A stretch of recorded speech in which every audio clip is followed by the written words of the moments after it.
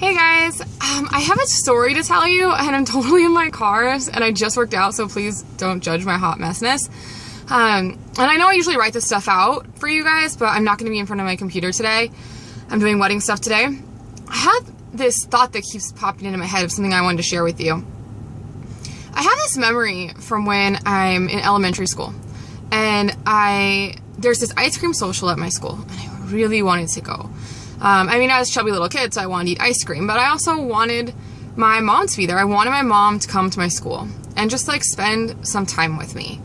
I have two younger sisters and one older sister that didn't live with us, but the house was so crazy, right, with the two younger ones. And it was one of those things where I probably had a lot of moments like this when I was little, but this one stands out because that was the first time I realized to curb my expectations, to try to handle disappointment in advance, because even at that young age, I knew she wasn't coming. I knew we wouldn't get to go. And it sucked. And it sucks because she wasn't a bad mom. My mom was a great mom. She worked her ass off. Both my parents worked so hard. I come from a blue collar family. I have one parent who's a high school dropout, one who had a GED. They worked for real, hard for their money. I remember my mom working when I was little. I used to go to work with her and stuff because she was a single mom when I was young, and she would answer phones at night. She worked at a satellite company. She worked at a sticker company. It was a label company, but I didn't know the difference. I thought she worked at a sticker factory or something, which I thought was so cool. And even when I was older, a little bit, she had a day job and then she worked at a pizza place at night. She worked my whole life. So one of the things that I grew up with was my parents weren't really present. And when they weren't because they were stressed out about money or whatever. So I am really independent because of that. And I work really hard. I got that work ethic. I understand the connection between if you do your work, you get the money. I get it. And I got it really young. But it's hard for me to remember that moment, the first moment I decided not to get excited about something because I might get let down. It's so clear in my head. And I think that a lot of times in the coaching business, people think we talk about the money too much. And I don't think we could talk about it enough, because I don't think it's about the actual money. People don't get money to lay it on their floor, and make a rug out of it, right? They make money to do things with it. And my biggest core value out of all of this has become freedom out of my whole life, is I want to do what I want to do when I want to do it. As I started my coaching business, I never really thought much of it until I was in it. And I realized I could provide for a family someday with it. And I always said I didn't want to have kids.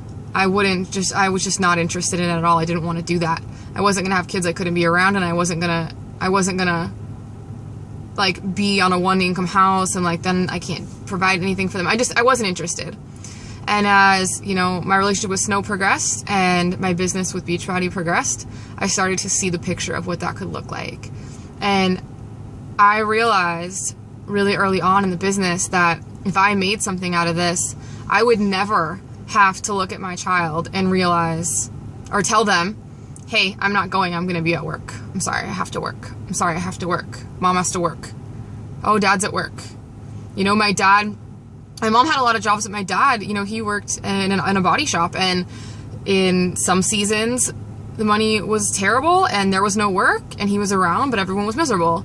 And then sometimes money was great, but he was never there, and he would leave when it was dark and come home when it was dark.